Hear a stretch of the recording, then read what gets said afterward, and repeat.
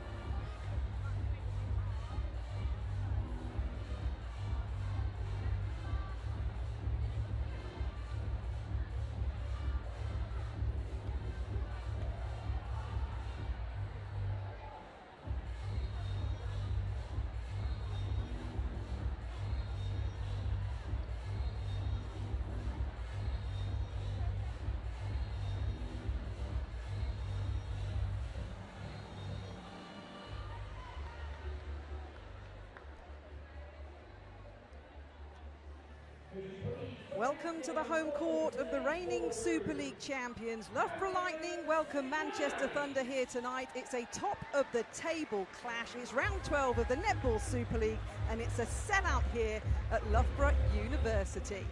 Delighted to have alongside me for this one Tamsin Greenway. Welcome, Tamsin. Thanks, Kath. Right, let's talk about this because it's eagerly anticipated, as it was in round 6, which was a 64-52 victory for Loughborough Lightning on that occasion. What are we expecting tonight so many rounds later?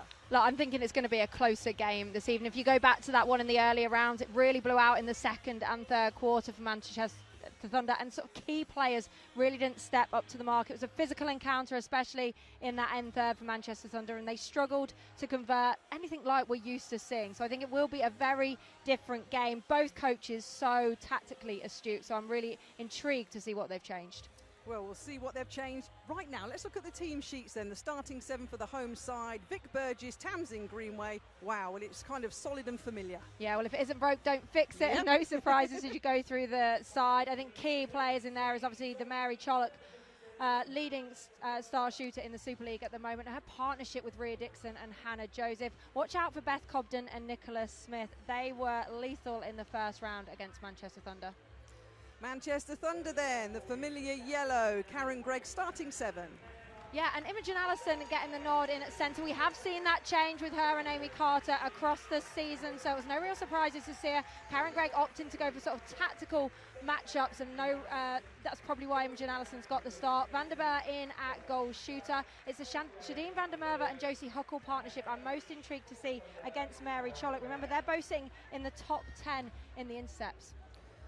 So the lights go down. Manchester Thunder have already been introduced to their spattering of fans here in the East Midlands. A reminder, it's round number 12. Wins so far today for Mavericks, picking up their 6th win of the season, beating Sirens, and Storm picking up their 6th win of the season, beating Team Bath. Mavericks' 5th win, and Storm now are up to 18 points, which is the same as 7 Stars in 4th at the start of this round. Stars, of course, play tomorrow against Cardiff Dragons, and Pulse and Rhinos play at 7 o'clock tonight. So the lights go down. This is a happy hunting ground, Tamsin, isn't it? The reigning champions have not lost on their home court since round 9 last year. Yeah, it's absolutely crazy, isn't it? They are flying at the moment. We know this top of the table clash is not going to disappoint. Remember, they've only lost 1 game all season. That's against London Pulse. So this one has got high expectations. Well, the crowd are expectant. There's Captain Fantastic, Nat Panigari, starting in that centre role. Mascot Bolt on hand by the Pyrotechnics to welcome the starting 7 in. Alice Harvey at the back in that goalkeeper position has just been phenomenal this season, hasn't she? Yeah, Alice Harvey has really stepped up, and it's such a big circle, partner with Nicola Smith, who you've just seen run out, the South African international, in at goal defence. And actually interesting, looking at what separates these teams at the top. Both have just lost the 1 game, but it's that goal difference. And although Thunder and Loughborough are both very close in the attack, and there's only 2 goals between it, it's Thunder's defence. They've actually stepped up slightly, so more needed from Alice Harvey and Nicola Smith as we go into this back half of the season, just to make sure they keep level pegging with them. A huge cheer for the Ugandan she-crane, Mary Chollock, heading those Super League standings. She has been all season the top scorer in the Super League. And as Tamsin mentioned, both of the teams at the top on 30 points. Basically, Thunder has scored 2 more and let in 37 less than Loughborough Lightning, hence they sit on the top. But at the end of the day, Tamsin, about 90 minutes, one of them is going to be clear on 33 points. Yeah, absolutely. Karen Gregg was in commentary with us last week when we were up in Leeds, and she was talking about the goal difference and the separation. But this game will be massive, even though there's plenty of games still to go until finals. It's still a big one to get a scalp. Unless we have a draw, because we've had 2 of them in the Super League so far this season. Both have had Cardiff Dragons involved in as well, haven't they? Here we go then, folks. It's Saturday night netball. It's round 12. It's the clash of the top 2 teams in the Super League. The reigning champions, the 2-time Super League champions, Loughborough Lightning, against the 4-time champions, Manchester Thunder. There's Imogen Allison in that centre position. Our umpires this evening, there we go, Kate Mann and Louise Travis taking charge of this one as the ball is brought on court.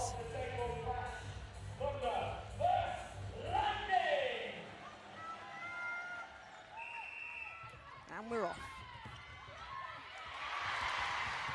Yeah, early tip there from Rhea Dixon, and it's something that Thunder are usually so good at on that first phase of the centre pass. Nat Metcalf wasn't even in our shot. She took so much space off the line, couldn't get free against Beth Gobden, and it just allowed them to come through and take that first tip. And then a uncharacteristic drop from Metcalf as well that's given Loughborough an early opportunity.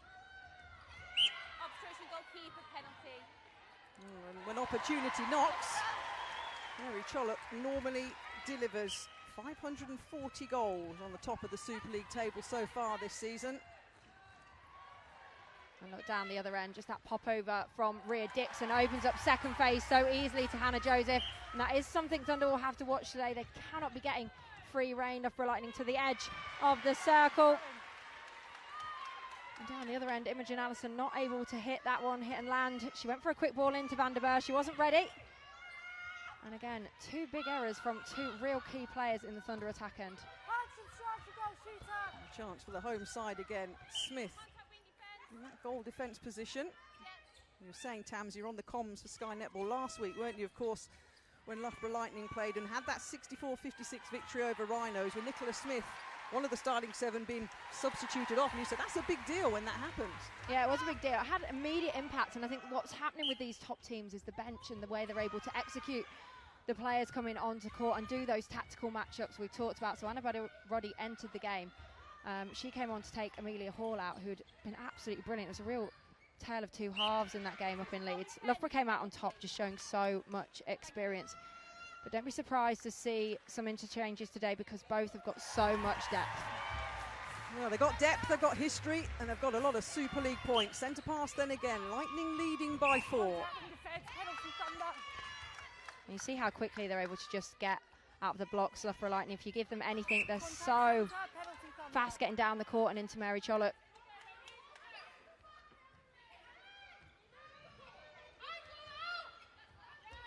Contact centre.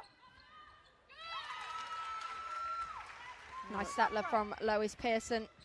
She's been key for the Manchester Thunder attack end, sitting at 90% so far this season, with a huge quantity of goals as well. Averaging over 20 a game. That was such a good shutdown from the Thunder defence. You just want to see the work rate from Allison and Carter out the front in that box kind of defence. They will challenge everything going up to the edge. They completely smothered the Loughborough Lightning attack. Likewise down the other end.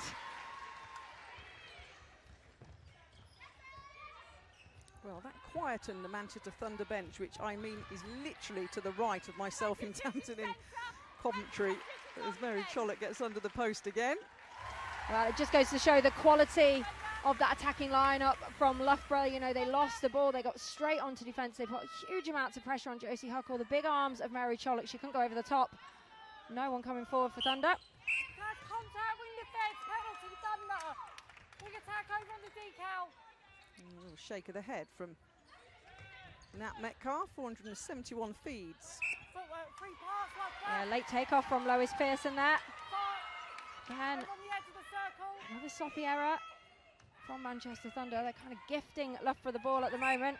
Play ball, free pass, Thunder. And Nicola Smith thought she'd give one in return as well. Back with Metcalf, this league's top feeder. Contact, wing defence. Me? So Beth Cobden, me? Just see Nat Metcalf just having a chat with Vanderbeer there on the edge, just asking her to just stand strong and hold. The ball can go over the top to her. She keeps getting off position at the moment. Offside, wing defence. Back in round 6, Thunder won the first and the fourth quarter. As Tamsin mentioned previously, a good middle spell by Loughborough Lightning in that game. The Lightning missed 18 shots in that match, but still won by 12 back in round number 6. Well, Mary Chollock scores a lot, but she will actually miss some sitters under the post. She just kind of loses concentration through some of the games. We saw that last week as well. She won't be able to do it, get away with it again in this game. That was a beautiful triangle from Manchester Thunder. That's when they're more effective, when they're swinging that ball around. And a better shutdown on the centre pass as well. We'll talk more about that 3 over, but when they all get over the line, so hard to break through it. Oh, great 3-second feed from Hannah Joseph. You see that? She just had a look. She watched the fake. She brought Shadeen van der Merwe back onto Rhea Dixon. And then space opened up to Mary Chollock. So calm on the ball. So effective when a feeder uses that 3 seconds. It's so hard to keep the defensive pressure the whole time. Contact, set goalkeeper, penalty, Thunder. Yes, shooter. And it's Harvey being pulled up for the contact on the swing. And when they let that ball go across the circle, it's so difficult to defend Manchester Thunder. It goes so early.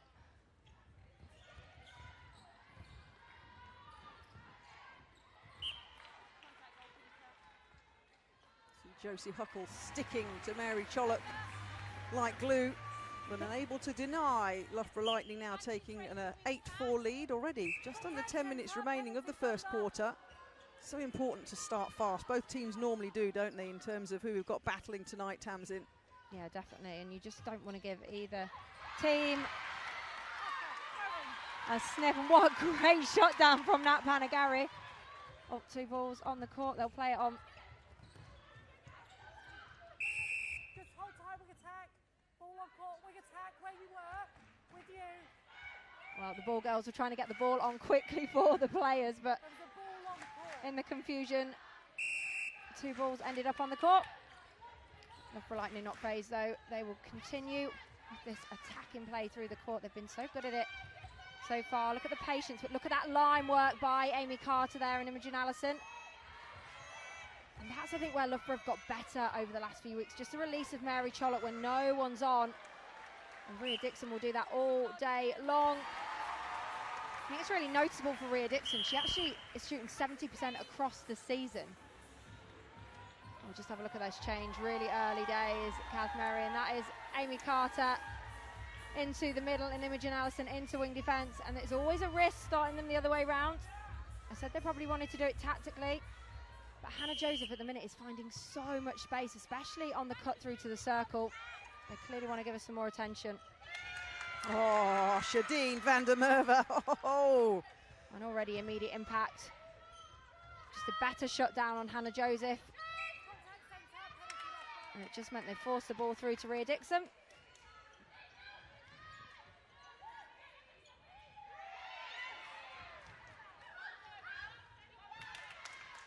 Nice. Wow.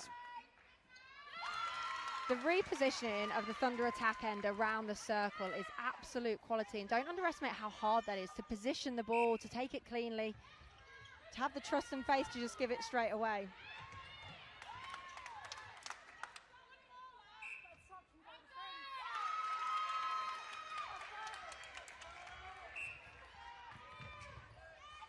Another great shutdown from the Thunder on that 3 over.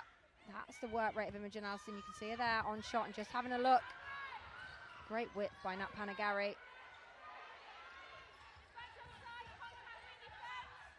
I feel like Rhea Dixon's got to do just a little bit more in there, and that's the footwork from Mary Chollock. Rhea Dixon just choosing to stop and not drive across that circle. I think she's got to do more, Kath. In the last game when she played these, she shot 11 out of 12. That's huge considering her stats for this season are 70%.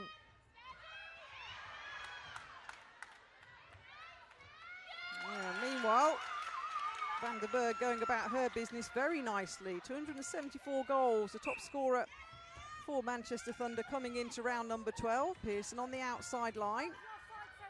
There's the swing again, and there's the open up to the top. You see how beautiful that was, but it comes from the early swing from Pearson across the circles. So many teams are reluctant to do that. They'll recycle it back to the line. And Thunder are showing everybody why it works so beautifully if done well. And down the other end, great connection between Rhea Dixon and Mary Chollock. Just the quick 1-2s between each other. Josie Huckle caught behind. The change has made the difference, hasn't it, Tamsin, in terms of the score, and has made the difference that Karen Gred would have wanted, changing round Carter and Allison in the mid-court. Well, I know I go on about it a lot, but Imogen Allison at wing defence is one of the toughest players to play against.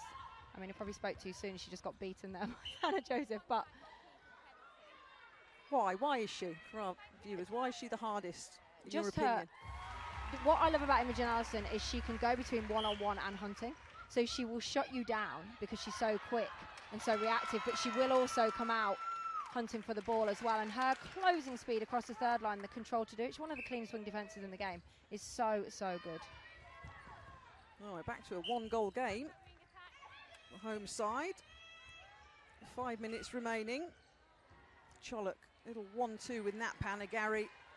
Working on her game all the time. I remember talking to Mary Chollock saying, I want to get out the circle more, and I said, is that because Vic Burgess has asked you to? She says, no, because I want to improve, I want some variety, and that's always good to hear from a player, right? Absolutely, and you've got to find your style in the team that you're in. Like, they've got such good feeders, your Hannah Joseph, your Rhea Dixon, your Panagari. She doesn't need to exit all the time, but there's an element when you get shut up like this, that just that pop out the top can be lethal. But you see how she didn't actually exit, she took a step, and it allowed Josie Huckle to run onto it, and that's the difference. One more step, and no one can touch Mary Chollock, and that's the danger of playing both ways, really. That was a big steal from Josie Huckle. Look, she's not been able to get anything up in the air, but the minute something flat came in, she backed herself to run it. And suddenly it's all square. Yeah, Huckle always up in the Super League standings for the job she does. And the Thunder goal shooter, Amore van der Berg, is making her presence felt. Pizza being eaten. It is Saturday night. I can assure you it's good, Kath. I did finish a whole one to myself, just saying. Nat Panigari into Mary Chullock. It was that good. I tell you what, I'm loving what both sides are doing at the moment. Nothing really between them. A couple of momentum swings, but mainly by sloppy errors. We've had a couple of footworks. The swing around the edge and the exit from Van der Berg. Look at that swing from Lois Pearson. Just opening up the circle and use of the third second. Down the other end, just those quick releases and cuts by Joseph and Panigari. It's been brilliant.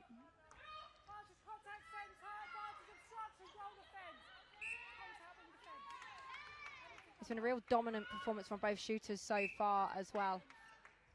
As Lois Pearson goes to put her shot, that's only her second of the game. Van der Berg's on 12 from 12. Down the other end, it's Mary Chullock that's on 13 from 14. Rhea Dixon not on the board yet, and that's going to be crucial for them as this game goes on. There's Dixon, centre shot, but there's the high ball in. You see again, Rhea Dixon wasn't even moving. It was all eyes on Chullock, and I know that can go, but you're leaving yourself open to an attacking contact, a footwork, just ball, not quite in the wrong place. You've got to provide two options. I think that's what Thunder are doing better at the moment. Oh, this time the swing not quite in the right place. Metcalf did everything to keep it in, and this gives Loughborough Lightning another opportunity. Falls out of court though as Lois Pearson comes through. I think everyone was looking for the umpire.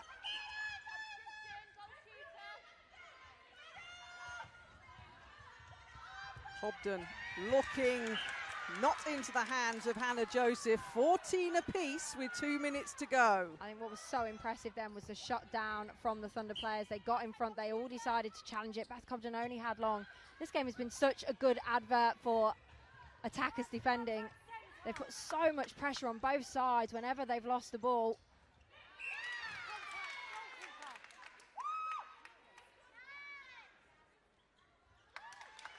And one-on-one at the moment. Van der Berg's getting that hold, isn't she, over Alice Harvey.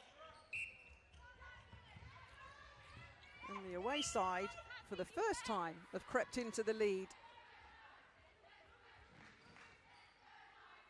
Which has got the crowd with a Let's Go Lightning chant with 90 seconds remaining. Wow, look at that shutdown again from Josie Huckle and Shadeen van der Merwe. They went on the double and they went tight on it. Rhea Dixon not happy to play the first ball in. And then Josie Huckle did such a good job to come round the back. And that's the danger with Rhea not playing herself into a shot.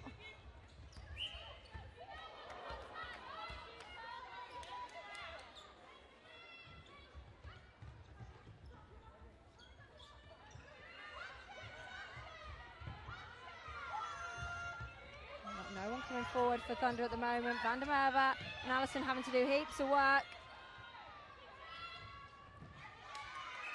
Oh, just out of court, Van der Berg, about a couple of inches. And now Loughborough Lightning go on the charge. Still time to draw this first quarter level.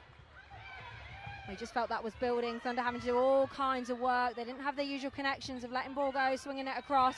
There's the exit from Chullock. It's a better position. You've got to see Rhea Dixon take this on there. She stays still and no surprises. Josie Huckle was able to come round another one. That's better from Dixon. She's got to go to post on this one. To draw it level. And it pops in. A quick glance up at the clock from the players.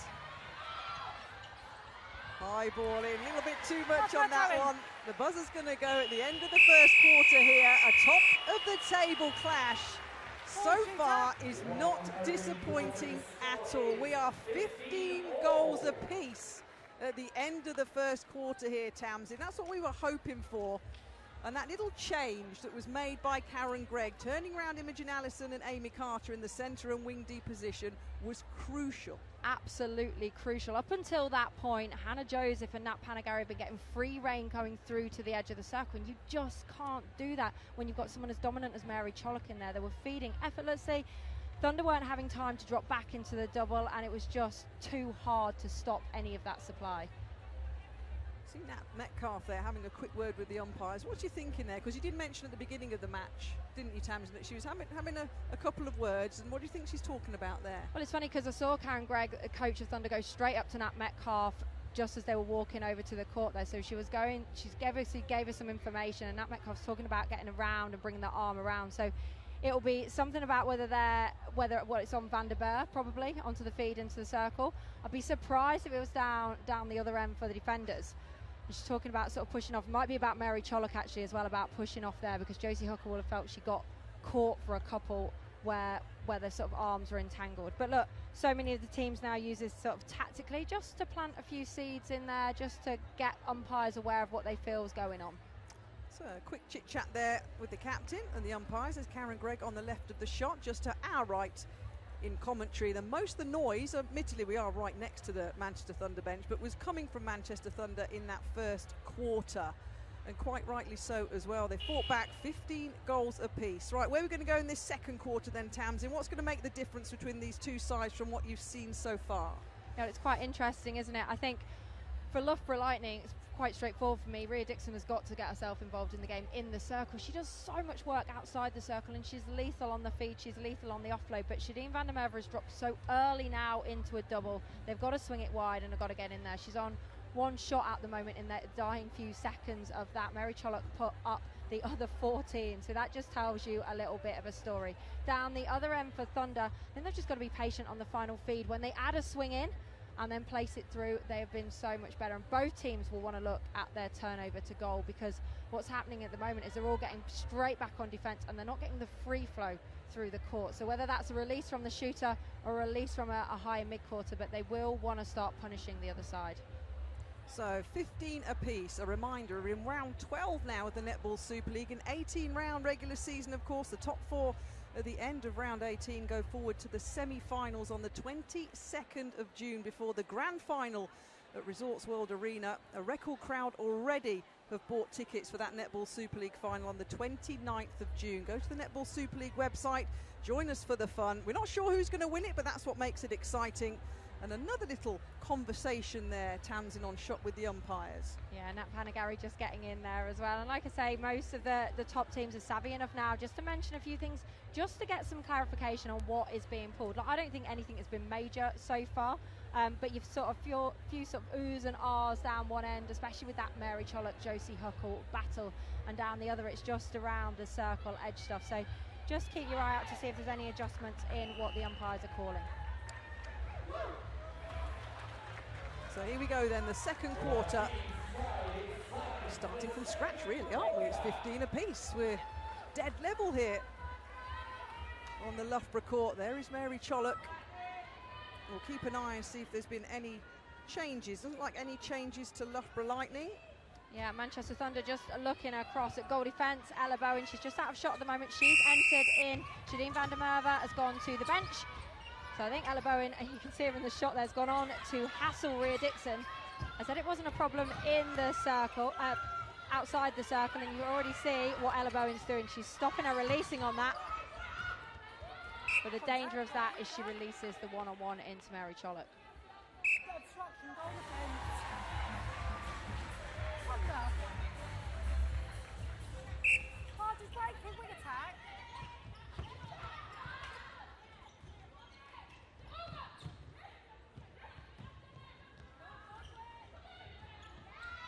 The difference down the other end when they swing that open, and the space it provides. Lois Pearson, she literally pinged that from one side of the court to the other and cleaned up her own ball. It's a nice play from Hannah Joseph, because she was shut down, the early ball in. That's contact. Oh, contact called on Josie Huckle. Well, both goalkeepers have been really creative in the movement they're putting on the shooters, rolling into the backspace, trying to protect the post. It's so important when you're playing against such a target shooter. Can't just do one job.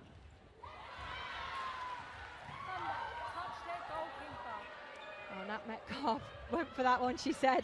It had been tipped off, she got the call. Looked like it was going to no one, Amy Carter.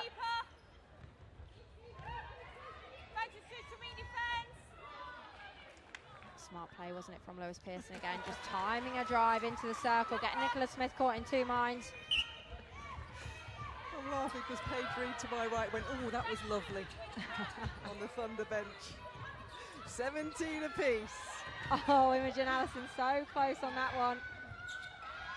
You can see the work rate from this Thunder defensive unit, aren't they? It's just a wall of yellow across there. Contact, goalkeeper, leg. And that's why Ella Bowen's been brought onto the court. That was the release that was happening, wasn't it? Rhea Dixon just popping through and getting that extra pass. I think they've decided that they're going to try and shut it down early.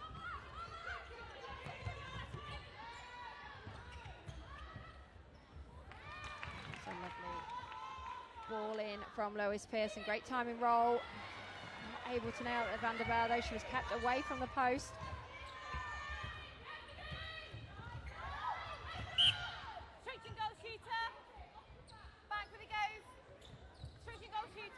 I mentioned that Loughborough haven't lost here on their home court since round 9 last year. That gets a big cheer, that gets the players off the bench from Manchester Thunder. But of course, this is a replay of last year's semi-final here that Loughborough Lightning went on to win. Such history between these two sides. It was, and that passage of play was outrageous. Loughborough Lightning getting a turnover and then getting called for a held ball on that turnover. Beth Cobden was being pushed up the court from that Metcalf. Just see how quickly she's getting on and bodying up. I mean, they were all whinging and moaning about it and then get called for a held ball. The attacking pressure on defence today from both sides has been impressive. Oh, didn't look like it held the no, didn't look like it hit the post at all there from Mary Chollock. Replay ball under the post. That opportunity for the home side to go back up by 1 was not taken by Chollock on that occasion. Look how wide Thunder are having to play the ball again. That defensive pressure all the way through the court, end third into middle. Van der Beer is going to stay inside that circle for an extra pass, but that's the difference from Thunder. They can let that ball go.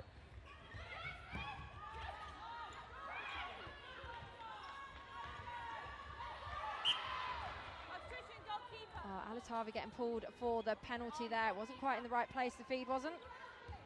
Pulled for holding. She needs to keep her arms in on that because it was such good positioning. There's a big shot from Lois Pearson as well, which gives them the lead.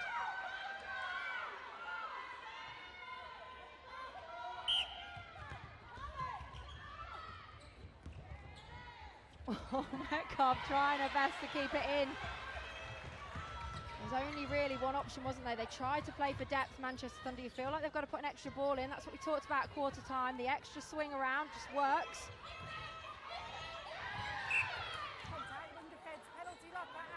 Yeah, Imogen Allison read that one. She knew it was going to come back to Nat Panagari, but she stands by. Panagari pops it in under the post for Mary Chollock.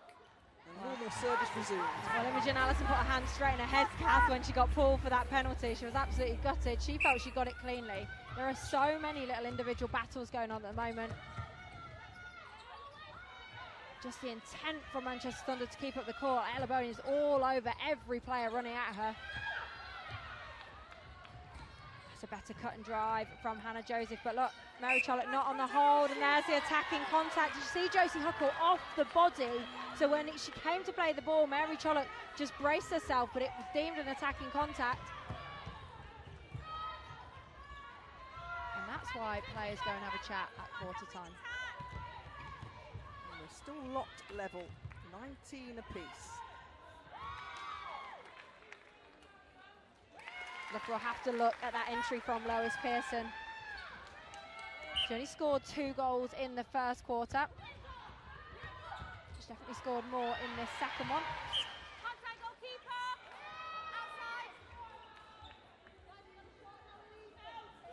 Miss Harvey being pinged again for that positioning.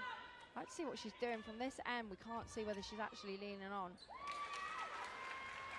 But she's managed to force Van der Beer off a couple of times. So Thunder will have to watch that.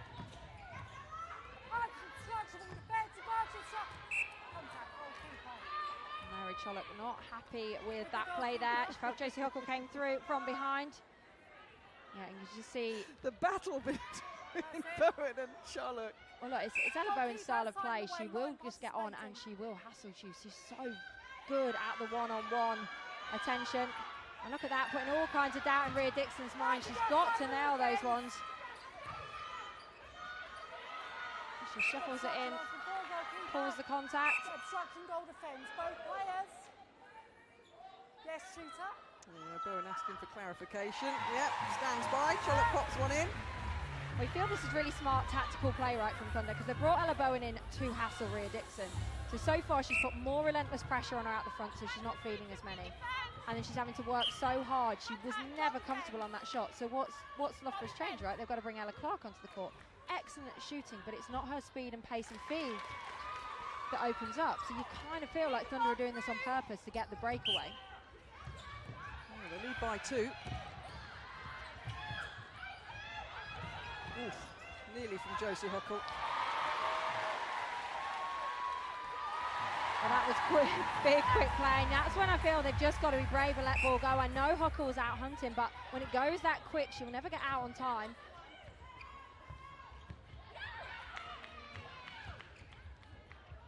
Defensive contact, wing defence.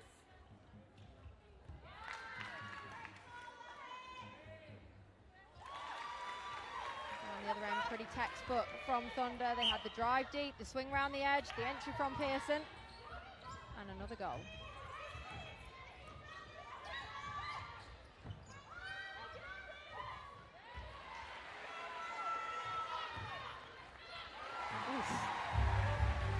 Well, Rhea Dixon there just pointing to the umpire about the hook on the arm. Again, she was kept right out of the circle, but wasn't trying to get in, was trying to sort of keep Ella Bowen busy enough to keep Mary Cholet one-on-one. Such a good shot down from Loughborough. Lois Pearson nowhere to go. The ball ends up hanging.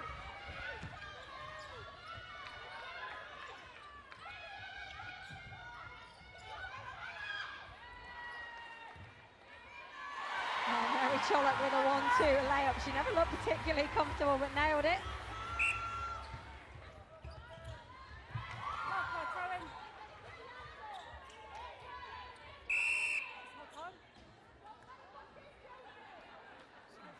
Control so far, umpiring-wise, Kate Mann and Louise Travis. Hopefully taking charge of this top-of-the-table clash. Level again, Cholet looking for options. Finds it as always with Rhea Dixon. Nice little 1-2 with Joseph. Oh, Joseph did really good footwork to come around there. Rhea Dixon wanted him to play the ball straight away, so it just gave her time to have a look at it. Has to be pinpoint at the moment. Anything slightly flatter allows Huckle to have a crack at it. It's definitely been a better shot down in the back half of this quarter from Loughborough Lightning around the edge. You have to remember in the last game, Beth Cobden had 5 deflections on Nat Metcalf. Bear in mind Nat Metcalf's averaging about 40 feeds a game. She only got 27 in this last matchup. And you can see the effect that Beth Cobden has. 5 deflections and 5 unforced errors on Nat Metcalf, which is very, very unusual. Advance. We defend. It's also really physical. Both Beth Cobden and Nicola Smith, 14 and 22 penalties each. So you can see the kind of pressure they put on Pearson and Nat Metcalf and the effect it had. Contact, goal defence.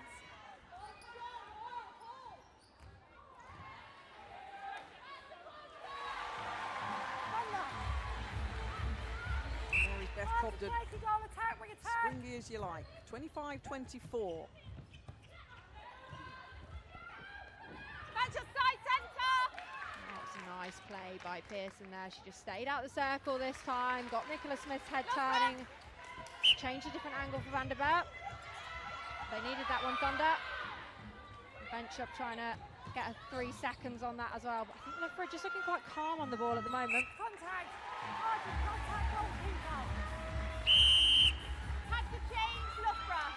Loughborough change. Let's have a look here. Nicola Smith going off in the GD position. Is that Roddy that's come on? Yeah. Yep. Annabelle Roddy into goal defence. We've seen this change so many times, and you can see the difference again. Annabelle Roddy straight on. Lois Pearson trying to keep her up the court, will hassle her around. Very similar to the Ella Bowen, and this is what I was talking about, the depth in both of these sides. They've got completely different styles of players in position. Goalkeeper, goalkeeper. Goalkeeper, you need to address your arm is holding back. So Alice Harvey being told very clearly what she's been called for. And it's the trailing arm, just getting across Van der Berg, who is quite happy to hold into that backspace. Thunder feeling that's a weakness of Harvey's. You see the difference of both keepers. Josie Hocker quite off the body, constantly moving, very urgent to get around. Alice Harvey happy to sit in that front position, will then roll in behind later. I mentioned Alice Harvey having a great season, and she's back on duty again in that goalkeeper position. Top for the intercepts, deflections and gains for Loughborough Lightning. Got 4 deflections, 3 pickups and 5 gains in that win against Rhinos in the last round. There she is. And now having to mark Van der Berg. And 2.5 minutes to go. Still nothing separating the top 2 sides in the Super League. 27 apiece. Oh, there, we'll have to watch that ball around the edge there, Rhea Dixon. Contact, goal defence, penalty. Goal attack, sent one in with her goal defence. Well, they went heavy on that one too, Mary Chollet. Couldn't come through cleanly. Rhea Dixon getting another one on the board, and very key that she went for that penalty. Just to give Mary Chollet a bit of a break, and you feel that's been building. They've been looking for that ball over the top. They've been relying on Alice Harvey getting pulled for the penalty. Not this time. And it sails straight off the back line. This will be interesting for Loughborough. That pressure from Carter and Imogen Allison on the line. Contact, goal defence. That was smart play from Joseph right in front of us there. She just waited for Huckle to come around and then place the ball over the top rather than getting sucked into the flat ball. It's been a while, hasn't it, since we've seen any kind of light between each side. Well, it's what we hoped for. Both sitting on the top of the Super League table with 30 points, both with 10 wins. Loughborough's only loss was to Pulse by 1 goal. Thunder's only loss was to Loughborough this match in round number 6. It's what we hoped for here this evening. But now Lightning have that little bit of light, Tams, in a 3-goal lead with a minute to go. Yeah, absolutely, and what a take it was from Mary Chollock as well. Ella Bowen had no right to go for the ball, she just did. Mary Chollock took it so strong, didn't crumble at all, robs her hip off a little bit. But down the other end, it was a quick ball in to Van der Berg, and Thunder aren't going anywhere. This game was everything we wanted and more, Kath. Well, it is. And is there enough time for Lightning? Why are you laughing, Tamsin? Well, because that was a sort of, I played centre for nearly half a game, and she didn't take a feet there. She just gave Hannah Joseph a crack as she came through. But look, that's the break in play that matters. Just as they got the tip there, Thunder gave themselves an opportunity. Huckle just lobs it straight off the court, and Imogen Allison! Oh! What a smother. 10 seconds. Oh, I thought she was going to turn and put it up. But hey, that's the crawl down of the clock, and you see Thunder were all up on their feet. They're not happy with that at all, but they've pulled the penalty anyway.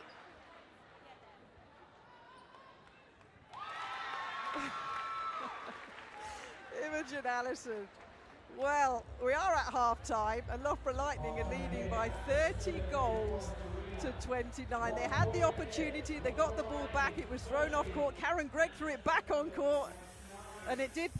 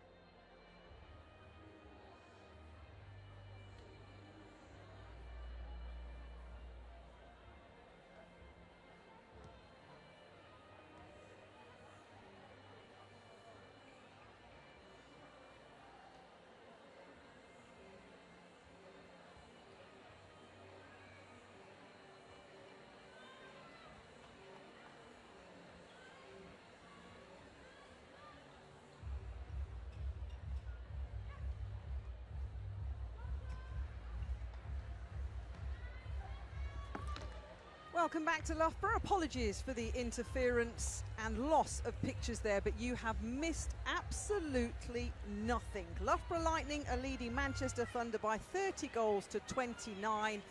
Tamsin Greenway, you were writing down facts, figures, statistics galore during the halftime break there. What have you got to share with us? What are your thoughts? Well, it's been a really interesting game so far, Kath, and certainly hasn't disappointed, has it? I think the tactical changes from both coaches have been key for me. Imogen Allison moving early across to that wing defence, and just when it's really noticeable, Hannah Joseph in the first quarter had 10 feeds, in the second quarter only 6, and you saw the massive intercept from Imogen Allison in those dying seconds to get Thunder down the other end. That's been key.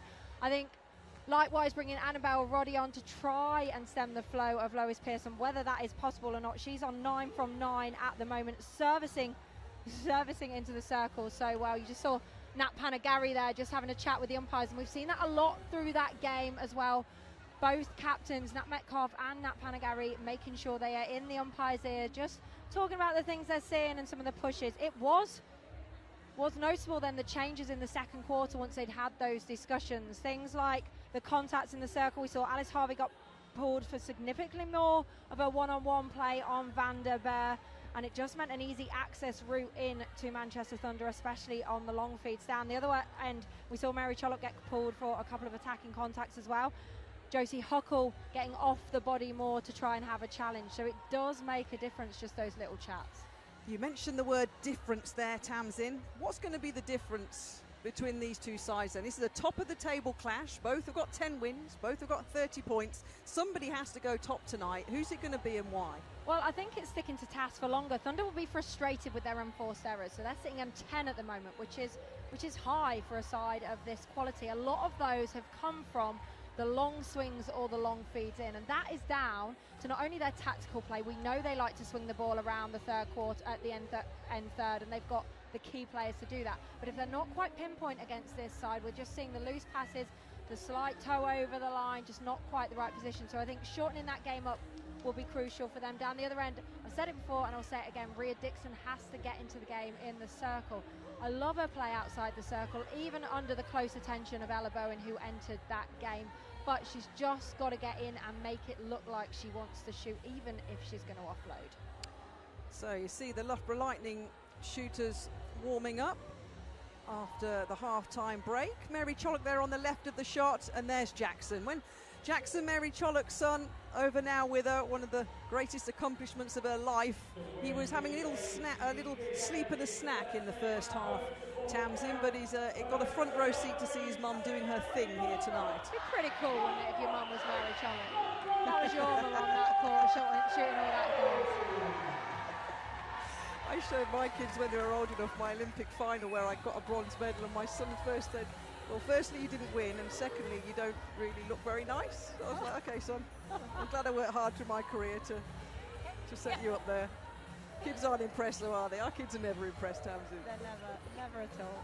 But what has been impressive so far is this top of the table clash. Here we go then, Loughborough Lightning leading by one slim goal, 30-29. And we scan the court as we always do, and I can see no changes from either side. No changes and no real surprise. I think they've made the tactical changes quite early. They've adapted well to the styles of play. As I said, it's about sticking to task here. This is where Thunder are good, when they do the 1-2s. They use Pearson entering into the circle, and now that's 10 from 10 for Lois Pearson. Oh, she's having such a good season.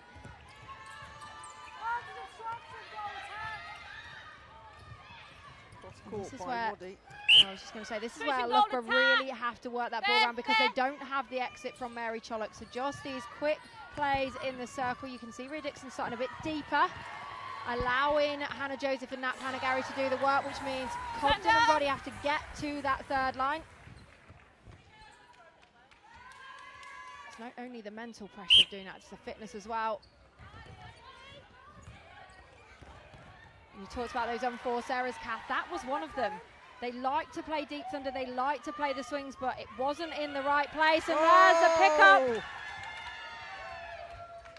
Rachel, it's only tiny, but we just get the hoardings back off the first. Oh, there you go. That's what you want.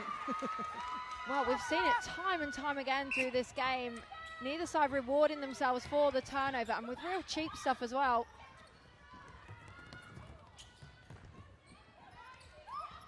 It's interesting, wasn't it? Now, Panagari not wanting to throw that ball in. Ella Bowen was driving in, but Mary Chollet was in so much space. It's kind of a difference of both sides. Loughborough a bit more controlled, a bit more wary. Thunder a bit more ruthless, a bit more fearless on the ball. Short. Obstruction, goal defence. And that might have been one of the easiest rebounds Josie Huckle could have got. I don't think she was expecting it to bounce so low. Rhea Dixon picks it up again. It'll be interesting to see whether they do actually bring Ella Clark into the game at goal attack, or Niamh McCall. But it's what I said, if they bring someone else on, you're going to lose that movement out the front, and that is where Thunder are so good in the box defence. Contact, goal defence. You hear the boos ring around. Yeah, it's the first boos of the day. Well, Alice Harvey came around. It looked like a flat ball, but I think the umpire deemed it was the arm beforehand. She had every right to go for it.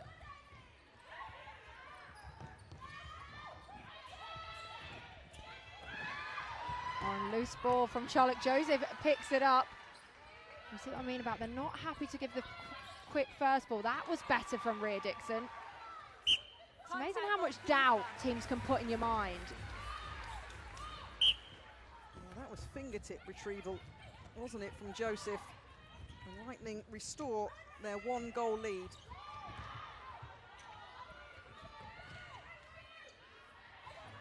Talk about the work rate from the Thunder's defensive line. This is pretty good from Loughborough Lightning as well. Cobden and Panagari just don't stop working on their players out the front, and the introduction of Roddy as well has been the shutdown on Pearson. Just enough to make them play a few more passages of play. And look, Loughborough going absolutely nowhere. There's the big ball over the top, and that's where they've got to be braver. Braver with the same with that feed to Dixon. You can't play too safe against the top side. You've got to let ball go.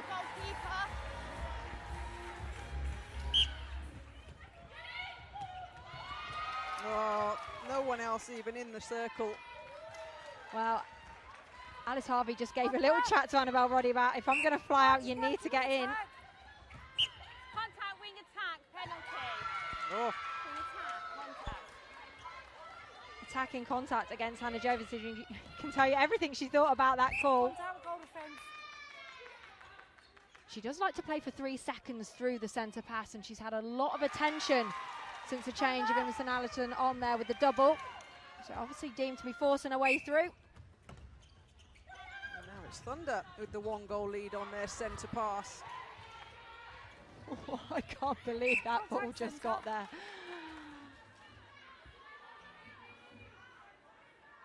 Set towards the edge.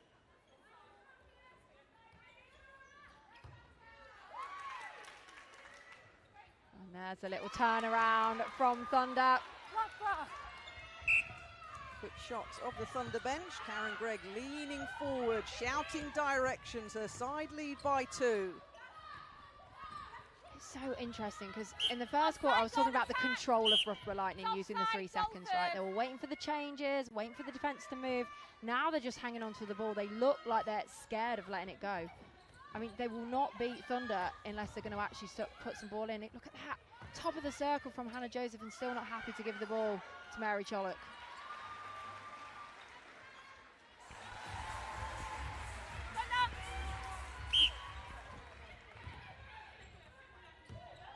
Oh, Contact. contact call. Amy Carter was given a header rub as she was attempting to throw the ball there. Umpire had to call something. Technically called a conk on the back of the head. She's back now. Back with ball in hand in that centre position. Oh, it was a great take by Metcalf. It was never in the right place, that from Pearson, but Metcalf stood, drew the contact from Cobden, got a body in the way. Obstruction, goal defence. Loughborough.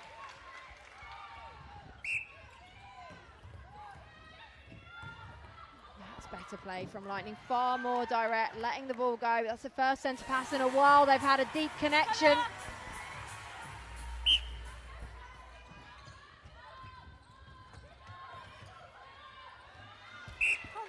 just loving that backspace, aren't they? I think the difference for me there is more central when they got that. So Vanderberg's got the whole circle to play in. You gotta feel like Alice Harvey's gonna have to do something different with her positioning.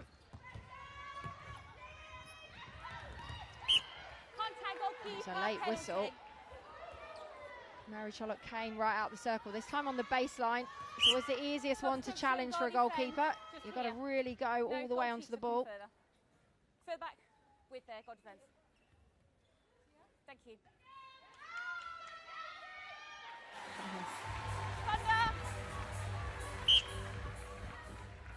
See Kerry Almond in centre of shot there, sipping on her water. And the Manchester Thunder section of support here, seeing her team lead by 1. Beth Cobden on 1 foot. Oh, Imogen Allison! I mean, no one was coming through for the ball. They were trying, Loughborough, but they would track so hard. And this is where that shutdown on Hannah Joseph has been key, because she's the release. She gets the release because Rhea Dixon is sitting so deep. They were lucky with that one, but it's brought them back level.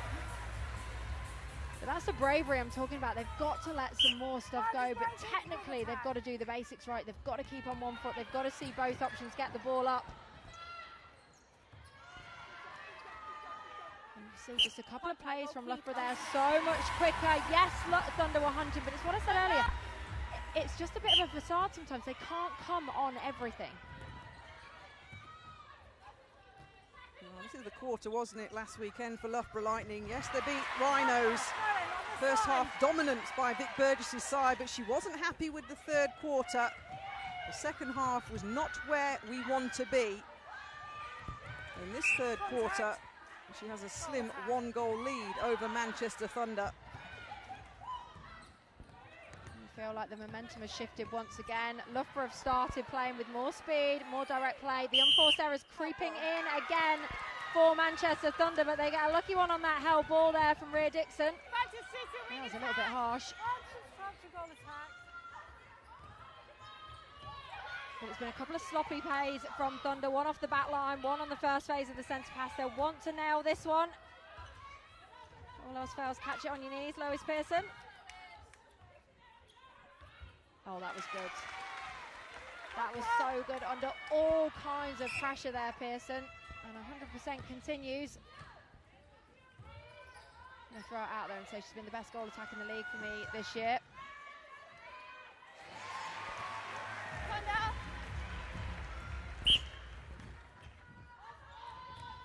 So, Lightning hit 40. Alice Harvey, come, give me the ball, back line, let's get going. Keen, eager to take the ball through the centre of the court. Cobden not landing in the hands of Nat Panagari on that occasion. Well, I was just going to say, this is an important one for Loughborough because they haven't done well with their through court at all. And Beth Cobden, the experience of Beth Cobden, she's throwing 3 away on their turnover. And there's Alice Harvey again. And again, 2 poor feeds from Thunder. There's being brave and then there's just being careless, and down the other end, Imogen Allison. The Thunder bench to our right are up and down like yo-yos. Karen Gregg's up, she's down. Laura Malcolm on the coaching bench is up, then down. Vanderberg, goal shooter, pops one in. And a flurry of activity there, Tamsin, to bring it to 40 all. I don't even know what to say. That was outrageous. I mean, there's so many key players on this court that you'd expect to do better. However, the pressure on a turnover ball from both of these sides has just been the best I've seen all season. I mean, this feels like a final and we're nowhere even close yet. What I loved about Imogen Allison winning that ball, though, is she was so calm on it. She was shouting steady. She was taking that leadership to another level. She made sure they worked that one in, and that's better from Lois Pearson. Depth wasn't on that time. An extra pass, then the swing becomes open. That's what you feel. Thunder have got to do more. Hudson starts to goal defence.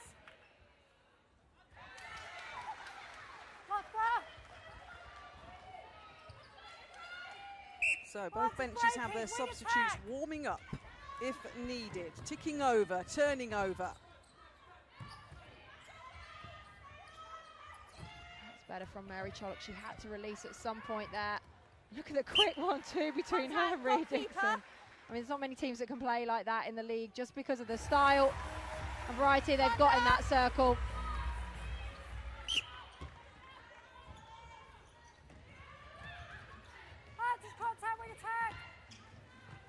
a great take by Metcalf. There's a quick ball, there's the swing. Alice Harvey saw it.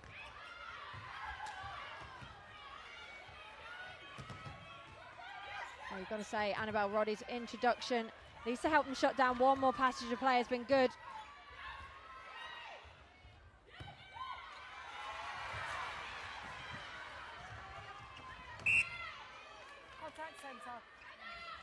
There is literally not one ball that is going uncontested at the moment.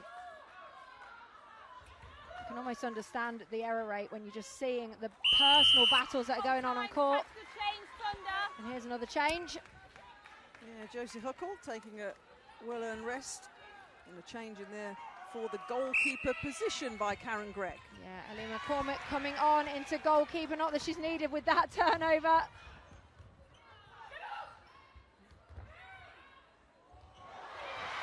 Oh, down the other end, not able to do it. Beth Cobden again. She gives a smile to Nat Panagari.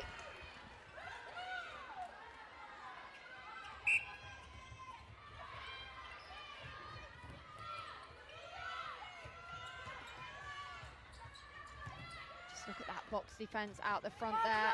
Imogen Allison having to be on that line for the reset. There's a swing across the circle. It's better space and findings. And that was a much better mismatch by Thunder there. Pulling Alice Harvey onto the baseline drive from Lois Pearson. Vantage contact, wing defence. McCormick out really early to hunt for that one. Offside, wing attack. Look at that double on there, just a loose double. And this is where Rhea Dixon's now got to enter into that circle. She cannot hang out for too long. Contact goalkeeper penalty. Contact goal defence penalty. Well, Mary Chollock not able to nail that one. Gets the contact from Bowen. Goal defence, step forward. Thank Jackson's like, what was that? Did Mummy miss? No, no, no, don't worry. Here she comes. There we go. Mummy pops one in. 43-44. Just over 1 minute remaining until the end of the third quarter.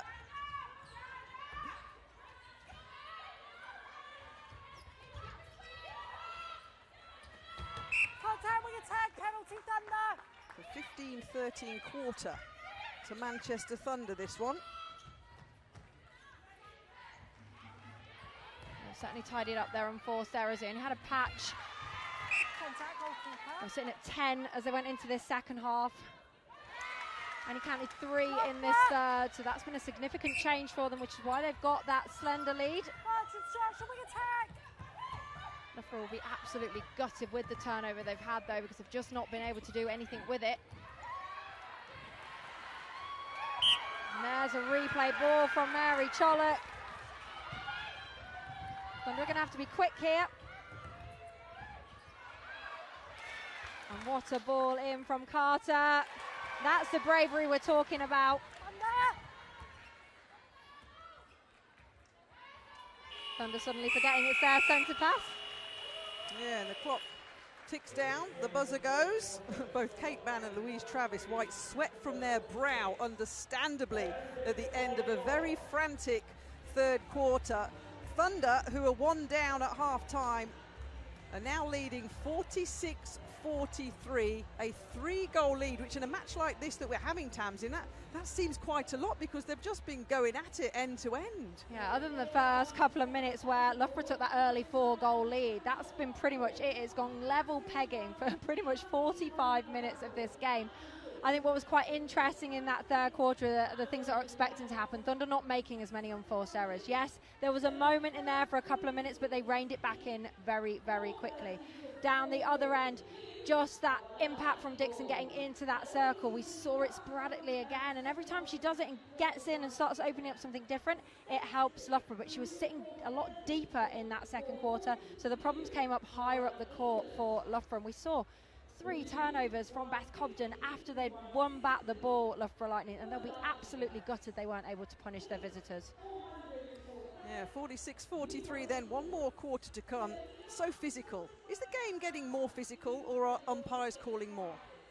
I think the game's definitely stepped up a level in the physicality and what players are prepared to do for each other. And I'm pretty vocal about this all the time. It's a fine line between how much is going on with the contact. I think the dangerous play rule has been interesting. I think we saw another sending off earlier, didn't we? Today, Mickey Austin got a suspension, so she was off the court again. That's the second time, what, in 3 weeks for her?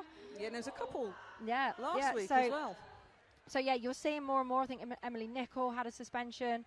Alicia Scholes, player of the match. Yeah. So we're seeing far more, and the umpires are having to get involved more. But it's this kind of stuff now. The players, once again, Nat Metcalf's up there talking to the umpires, trying to get some instruction. Look, no one's going out there to intentionally hurt or do over physical play, but there is far more contest, and sitting this close to the court today and seeing the tactical changes and the intent of what players have been brought on to do, there is just so much more body on body. And there's Vic Burgess, centre of the shot. 15 more minutes to go to maintain her winning record at home. A reminder, they haven't lost at home here since round 9 last year, the reigning champions. And this is a replay of the semi-final last year. But you said, Tamsin, this is final worthy. I know London Pulse, 7 Stars and others will have something to say about that. But the quality on show tonight, but surely that's what we would expect from the top 2 teams. But we didn't see it in round 6, did we? No, we didn't. And I think that's what's been impressive for me to sit and watch here live today, is just a step up from both these sides, who I've seen pretty regularly throughout the season. It's the lack of drop-off.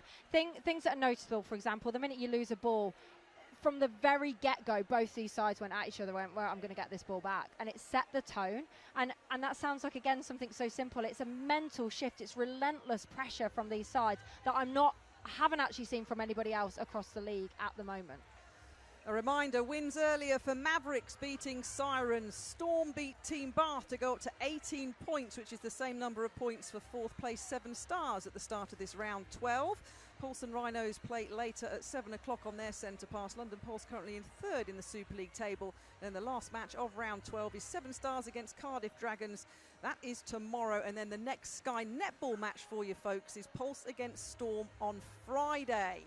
Remember, 1st place 4th, 2nd place 3rd in the semi-finals, with the top 2 teams getting home advantage. So here we go then, Tamsin. The final 15 minutes of our top 2 sides. And we scan the court once again. Have any changes been made? Would you make any changes in the final 15 minutes? Vic Burgess in particular chasing a 3-goal deficit. I wouldn't. Looking across the board, I wouldn't. With the players they've already brought onto court for those impact changes have definitely stepped up and made a difference. I think what will be interesting is whether these players now can adjust and adapt. I've said it throughout the game, Loughborough have got to be fearless in this last quarter. They're 3 down at home, haven't lost here for ages. They've got to let some ball go and put some ball into Mary Chollock. Thunder have just got to tidy up their unforced errors, and it's playing one extra pass, short or sharper, before they use the swing, because once they do that, it's either drawn the penalty or put an easier feed in. In terms of next, in round 13, Loughborough Lightning are away at Team Bath. They had that huge win, didn't they, Loughborough, in round 2, 83-46 against the Team Bath side. For Manchester Thunder, well, they're at home against Cardiff Dragons on Saturday. That's still to come, but we need a conclusion. We need to find out who's going to be top of the table at the end of this Saturday night netball. Well, you see the confusion on the feed into Mary Chollock again. Like, McCormick got pulled up for the contact, but it was a beautiful roll around the front, and the ball was so flat. Just don't understand why they don't put more height into Mary Chollock. Francis, contact, goal defence. Oh, and that's a nice split in the circle. Lois Pearson getting space through on the baseline. Van der Burr, though. That's only a 3rd miss of the game. But it might be a costly one.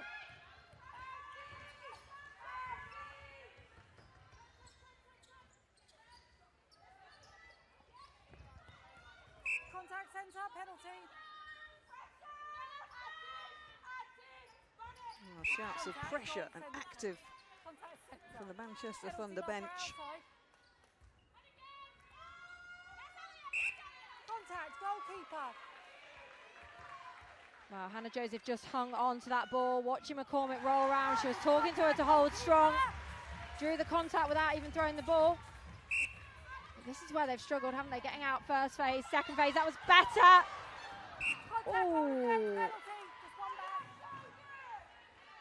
Goal attack is 1 in. 1 in. Yes. And McCormick saw it. And that's the danger with the 3 over. You feel like wide open on second phase if you break it, but you've got to see the fly. They got away with it this time, Loughborough, and maybe that is the bravery they needed. Yeah, Rhea Dixon popping one in. She shot at 92% in this round 6 fixture. Mary Trollope been the more active one today, just missing a couple of shots, the Ugandan. And now Lightning just 1 behind. Goalkeeper, that's obstruction with your arms. I can't advance if it continues, it will be a warning from there. Well, Alice Harvey getting pulled up for the obstruction with the arms, and she's certainly not had it her own way down the end. She got pinged a lot in the second quarter. It's not what you need in this fourth quarter. She knows she's their key defensive player for winning ball. She needs to be given free rein to do that. Contact, goal defence.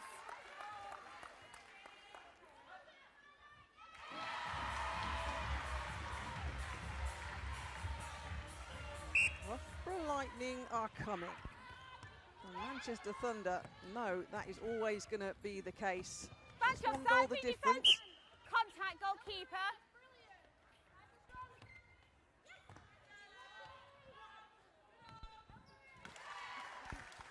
Loughborough. Well, you can see the work rate of both these sides because they're finding a lot more holes in this last quarter because they've been absolutely ran ragged for 45 minutes down both ends. So now it's just going to be the mental ability of offloading. Contact centre, centre, centre. Change the timing of that contact. Oh, Hannah Joseph back up on her feet in her 12th season now at Loughborough Lightning. There's a miss from Rhea Dixon, and Mary Trollope not able to pull it in. She gets away with the throw in.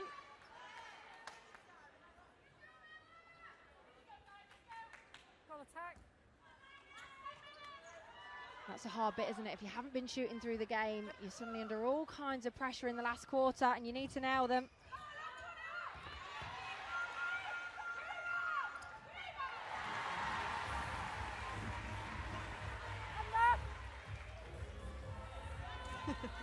Mary Trollope bending down not to get hit in the head. The ball's a little bit higher than that, going back in for the centre pass for Manchester Thunder.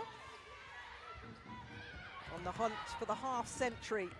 Thunder looking to hit 50. Both of these sides are so evenly matched. They've both been averaging just over 67 goals a game this season. Back to 6 here, win defence. Contact, goal defence. Goal defence. I actually think that was a pretty good pickup from this angle. It looked good. Thank you. Oh, she called it against Annabelle Roddy. That's why. So Beth Cobden was fine.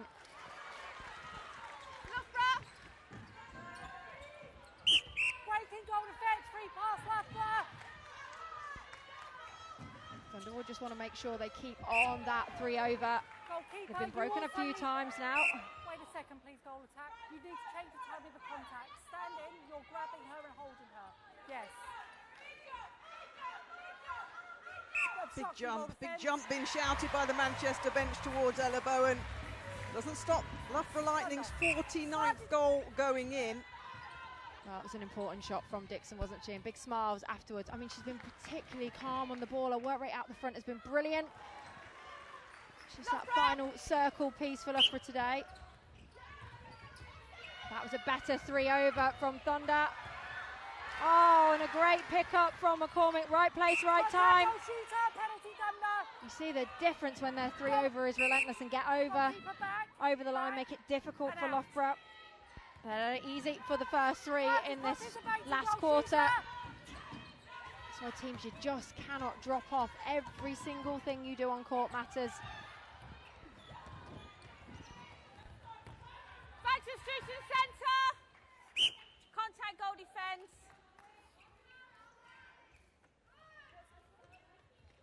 Just feel that could have been a really important turnover.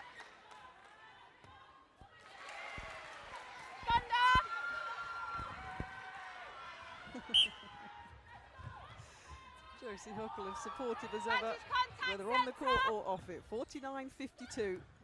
Thunder now on their centre pass with that 3-goal lead, looking to make it 4 with 8 minutes remaining.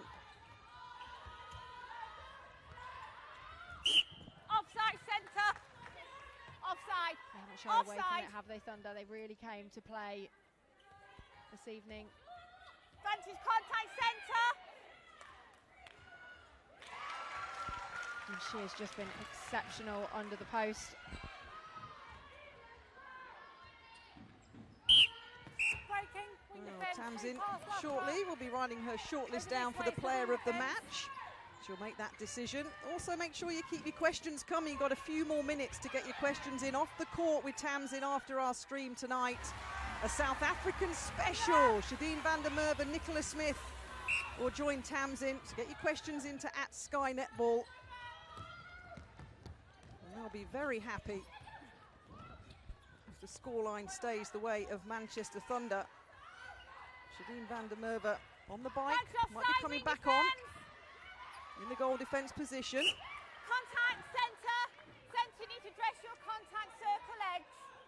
Oh, both centres being spoken to about the contact on the edge. Just those little niggles, just those hands in, disrupts the play, allows the defence to come round. And look at that.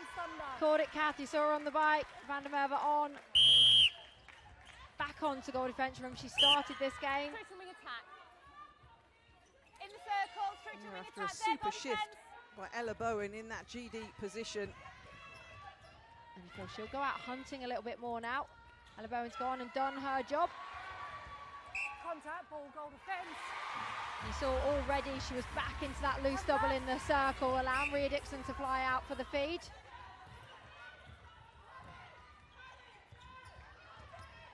Arch obstruction, goal shooter. But this is also important, Van der Merwe's Contact, distribution wing defence, through the court as penalty. well. Look at that, finding all the space, It's finding the inevitable width. Contact, wing defence, enough for Loughborough bench. There.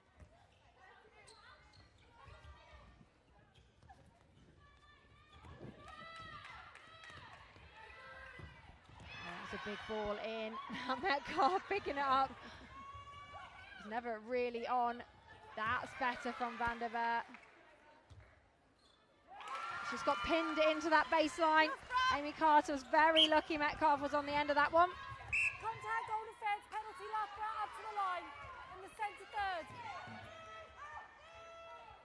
With the goal defence. With the goal defence. There's a quicker ball in again from Rhea Dixon. This time Van der Merwe was out of play on a penalty. And just the confidence that gives you when you're free, when you've got no one riding your body, when you can just turn and look in. Haven't seen that enough from Loughborough Lightning, especially in this second half. Seven, Thunder. Goal third. Goal third. Goal third. Thank you.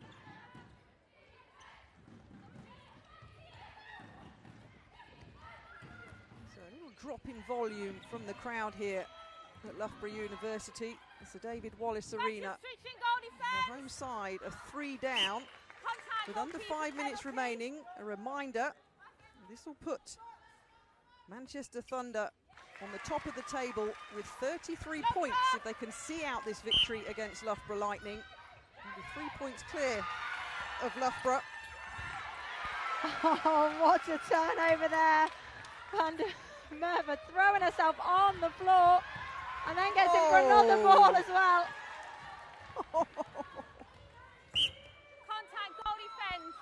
And There. Karen Gregg has made some key changes today, hasn't she, at key times. That's just been the story for me. Thunder have just been a bit more braver about what they've chosen to do. I feel really happy with that one.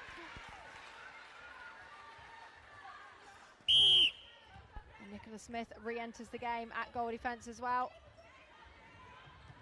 2 South Africans back on the court. And you just wonder where this turnover is going to come from. Whole time, goalkeeper, that's a contact. It's now a warning. Any further instance of foul play results in a suspension. Fair penalty. Well, there you go, Alitavi Contact shooter. on to a warning with that one. She's going to have to be careful now, just when you need your keeper to be on it, to try and win you some ball. She could be off the court if she's not careful, but that was a big turnover on a miss, an unusual miss from Thunder as well. Contact. Goalkeeper. Yes, goal shooter. And that has just made the last 3.5 minutes very, very interesting. It's better play from Hannah Joseph, pulling the wide on that. You've got to go in on that ball, surely, and McCormick's so unlucky. Never had enough on it. Give the ball, she's in so much space. That was such a good drive from Rhea Dixon. I've been crying out for her to do that more throughout this game. She finally did it. Under 3 minutes to go. As hectic, as exciting, as fast and as furious as we hoped and expected between these two sides. Panigari gets us underway. Then a centre pass for Loughborough. They've got a 4-goal deficit team with 2.5 minutes to go. Goalkeeper. Oh, Ellie McCormick saw that again. She came out early. She was unlucky not to get that. She needed to run all the way through. You can just see what these changes have done down the other end. The release of Lois Pearson back into the middle of the court now. Nicola Smith's on down here. Van der Merwe hunting, just going into that loose box in the circle.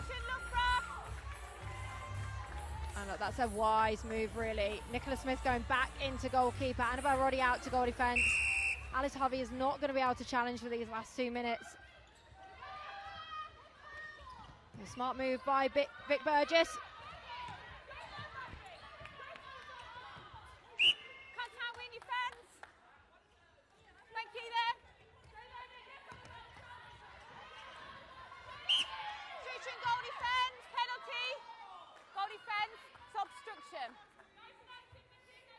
Well, Thunder being very smart on how they play this clock down as well.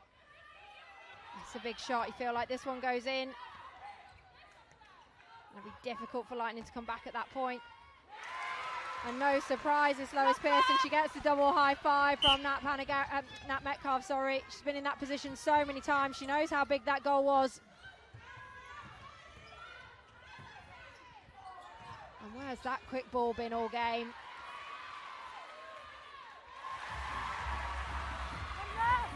Slotted in by Mary Chollock, but there's 60 seconds on the clock. Thunder looking to hit 60. It was that third quarter, wasn't it? 17-13 from Manchester Thunder that put that little bit of daylight that Tamsin was talking about between these two sides.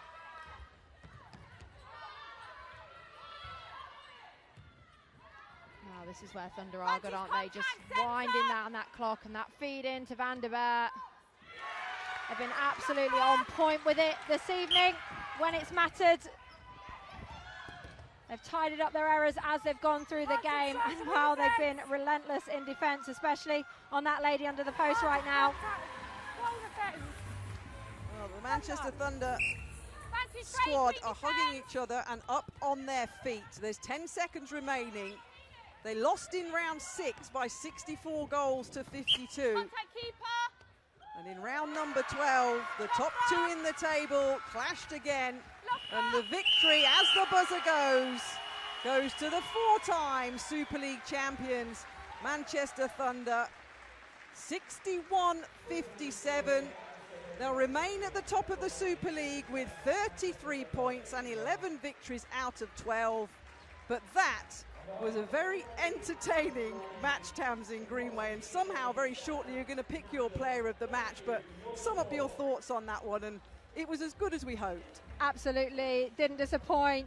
Best two teams at the moment going at each other in the league. Tactically, it was brilliant the way the coaches pulled and played around with their team, the shifts that they did, moments from both sides. But what I loved is when they regained their composure and pushed on. Look, there are key takeaways from both sides. There'll be frustrations at times as well. You could see how much that meant to Thunder. You know, it was a real blow to them in the early rounds when they lost to Loughborough by such a significant scoreline. So to pull that back, to do it away from home, to beat Loughborough, who have been unbeaten here for such a long time, was a huge, huge win. Well, it was a huge win, and making their way over to the side of the court, is the player that Tamsin Greenway has selected as her player of the match. It was a tough one because, as you said, team, many stood up this evening and delivered, but Manchester Thunder were just a little bit more relentless. And joining us now, here she is, our player of the match, Imogen Allison. You're standing in front of us, you've got a smile on your face. Was that as exciting to play as it was for us to watch it? Yeah, I mean, it was a great game. It was really well contested, and you know, both teams put out a fight out there. Like, all credit to Loughborough. It was a tough one. Imogen, I just want to talk about those key moments. You came up with massive deflections when it mattered, and it was also your calming composure. How much are you feeling like a leader in this side? Yeah, hugely. I mean, everyone stepped up in this team to be leaders, and yeah, today I was a bit rowdy, so the leadership came out of me in this one. Yeah. I think what was really, really key is just the changes as well, the tactical changes from Karen Gregg. There seems to be so much confidence with whoever steps out onto court. How are you relishing playing with the different styles? Oh, I think it's great. I think we can throw out loads of different types of play, especially when we mix up like our two ends. It's like it's good because teams don't know what they're going to get. So yeah, it's great. And finally for me, what was quite interesting is just sort of the tit for tat throughout the game. There was lots of there was a lot going on, but just the calming play of you and Amy Carter in particular. You're almost bringing the best out of each other. Yeah, I mean, we started this game trusting one another, and I think that was huge for us today. We trusted that someone was going to attack and you were going to back them up if you went for a fly and all that. So yeah, that's why we were so calm, I guess. What does it mean, Imogen, to win this one? We were well up for that one, I'm not going to lie. We were well up for it. So yeah, it's huge for us. It's big confidence after they beat us at our home patch. So yeah, it meant a lot, yeah. Well done. You are our player of the match. A super performance. Thanks. Top of the table, 33 points. We're going to talk to the gaffer shortly and see if she's as happy. But well done, Imogen. Cheers. Understandably, absolutely delighted, Tamsin. And here she is, head coach. Don't worry about the sweaty headphones, Karen. Do not worry about those sweaty headphones. You're top of the league. You've got 33 points and you've just beat the reigning champions. Rate out of 10 for me. I think we'll probably take it at about a 9. I think there's definitely more we can improve on. I think, we'll be looking for that 10 out of 10 performance if we get to the final. I just want to talk about the tactical stuff, Greggy, because you made changes early on, and again, you weren't afraid to use your squad. Was that a real targeted approach against individuals? Yeah, I think, we always have a look at the matchups, and we know that Loughborough Lightning's centre court are really tough and physical. They come in, they play hard. So I think that matchup between Nat and Imo is what we were looking to try and nullify early on, but it didn't come out of the blocks firing as we'd have hoped, so we made that call early to make that change, and I think it was the right change at that time, and it just gave us that additional attacking flow to be able to claw that deficit back. I want to make special mention to how your attackers defended through this game, and for both sides really, under so much pressure when there was a turnover, whether that was restart or live. Was that a particular focus for you all? It's been our focus since the game one. They're just getting better at it. I think, we're constantly saying to these guys when we are not in possession of the ball, you are a defensive player, and Laura and Gabs have been working really hard with the squad as a unit on their defensive efforts, and we've been really holding our attackers accountable to what their job is. We're expecting our defenders to bring us ball through court and be available on the line, so we have to expect our attackers to be doing a defensive job to help those guys out as well. I asked Imogen, Karen, what does it mean to win that match against that team tonight? What does it mean for you? I think a little bit of retribution from round 6 I think is always nice, and to prove the doubters that we are able to put out a really good performance against the top team. And I think every time we come up against Loughborough, the game's always played like a final, so to be able to go out there and go goal for goal, to kind of turn those uncomfortable moments into comfortable moments and be able to turn the screw is really, really important. And for us, we saw glimpses of that tonight, but definitely still some work to do in the remaining rounds. Well, you can discuss that work still to do. You can discuss where that 1 point is that you dropped off your team. You only give them 9 out of 10, Karen. Yeah. You can discuss it back on the Thunder bus as you travel up north. Top of the table on 33 points. Well done today. We'll take that. Cheers, Kath. Cheers, T. So, Karen Gregg, understandably, very, very happy. Let's get those sweaty headphones, as Karen Gregg called it. It was Karen's sweat, and nobody else's, Vic, I know. Talk us through that one from your point of view, Vic.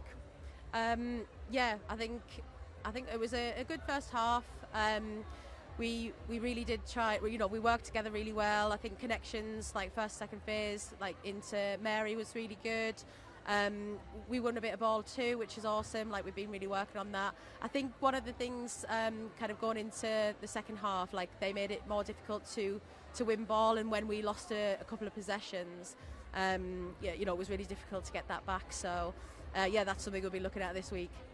Just want to talk about, Vic, sort of the bravery of your side as well, and that fearlessness, because they are so calm, they are so controlled under pressure, but at times they don't always let the ball go, and we probably saw that from Thunder a little bit more tonight. Is that something that you guys can be more relentless with? Yeah, I think so. I think we did when we won ball as well, that we didn't always kind of reward that, and we looked a little bit hesitant on the ball on our through court, when actually the options are there. We were just not turning and delivering at times. So yeah, I think it's something that we've been really good at over the last however many games, and yeah, we'll have to have a look at that and make sure that we're 10 and giving and just letting the ball go.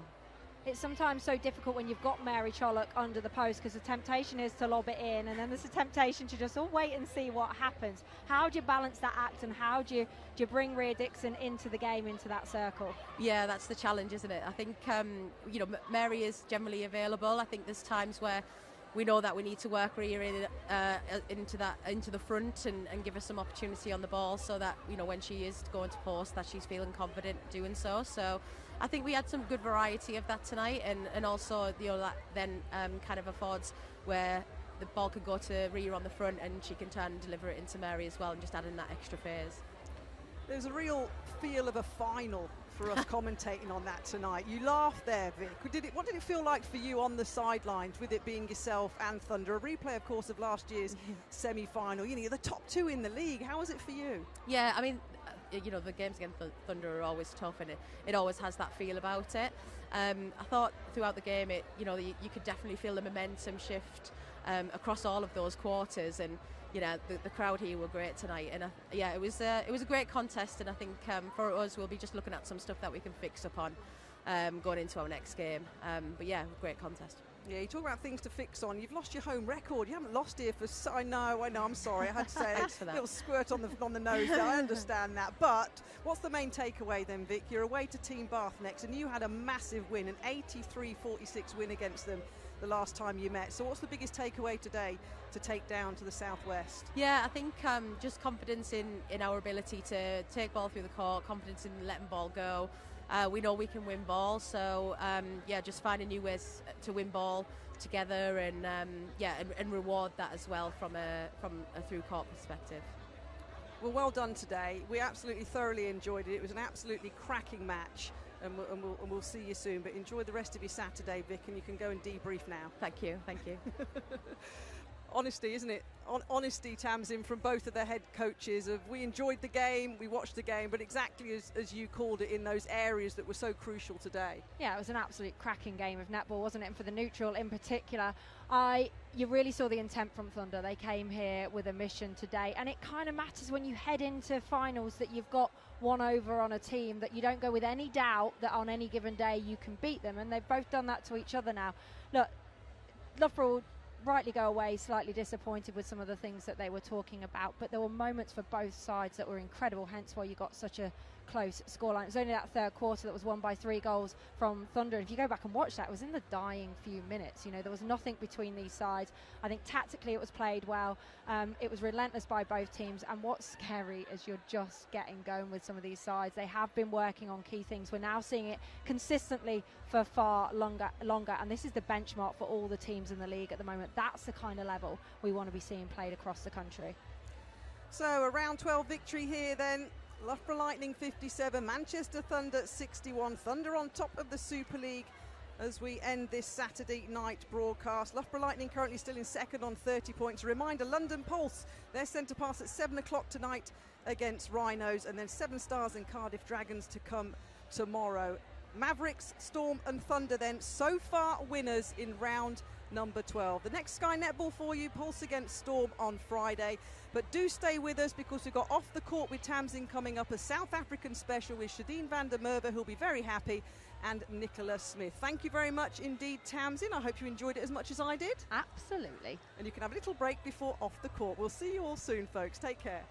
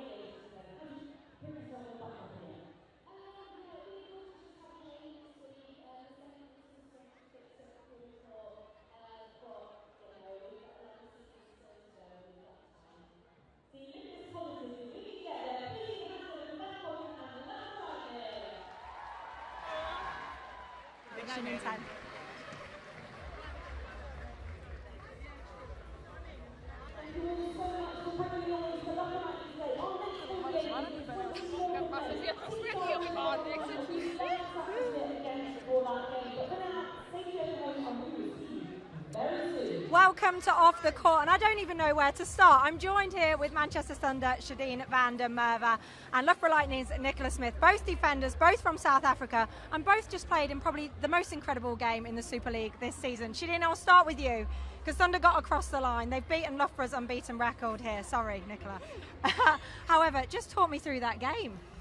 Yeah, so grateful for the win. I think that we had a shaky start, but we know like this is going to be like a tough battle. You know, coming up against last year's championships winners, and also you know they come up to us the previous game when they came to our home and they beat us. They showed us some good netball, so we knew like we had to come out, show respect, and had to do a lot of homework.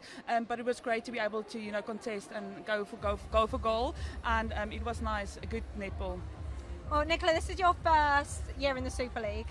And that was a cracking game that felt like a final. How did it feel out there? Well, first of all, congratulations. It was really a good game. It's not nice losing on your home soil, but no, it was experience. Every game is experience in this league compared to what I'm used to. So yeah, still grateful for the opportunity, but I think we need to go back and do a bit more homework, like Shadeen also said. Yeah, there's a few mistakes we did, but there's also a lot of good things that we did. So yeah.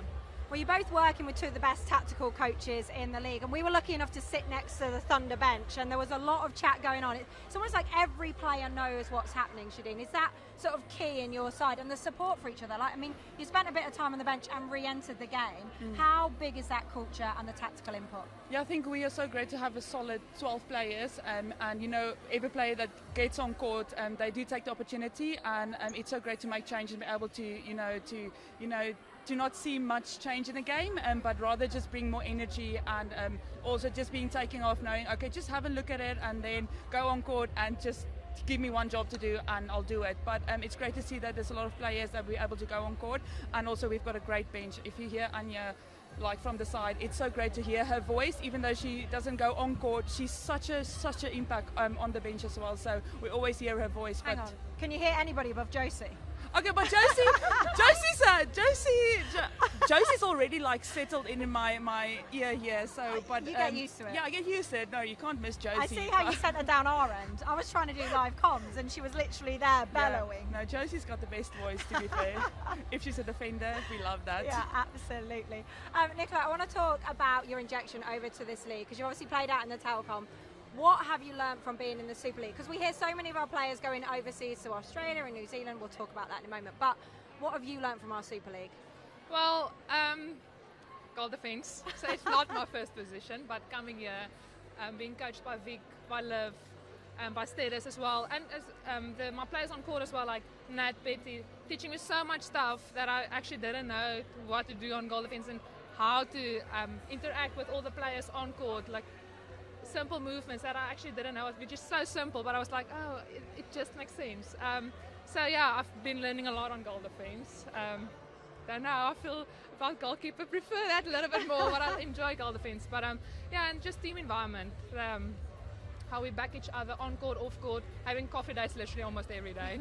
No, I'm joking, but staying with a few of the players as well in the netball house, learning about each other, learning different cultures here as well, South Africans compared to the British, but really enjoying every moment, but can't wait to go back home as well. Don't say that, it's not over yet.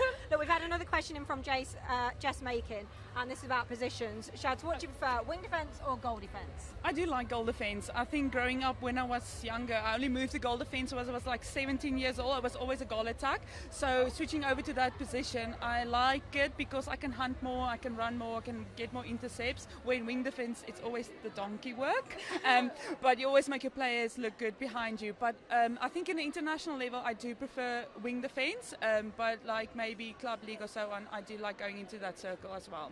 Well, I have to ask you this quickly before we pass back over to Nicola. This is from Taylor in your team, Taylor McKevitt. Shads, who's your favourite player at Thunder?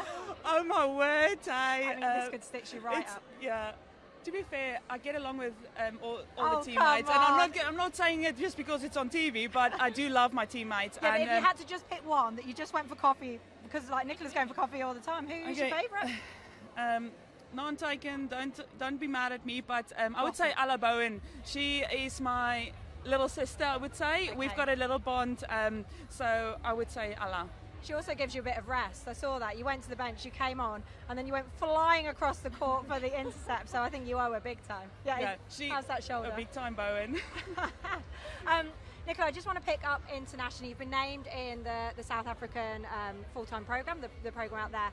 And we're going to speak to Jenny Van Dijk as well on Monday, which is very exciting. But just talk to me a little bit about that and international experience and what have you guys got coming up? So I'm really excited to be coached by Jenny as well as Zanele. Haven't been coached by her. Zanele is actually my university coach. So I'm really excited to be coached by them and see what they have in the pocket for us.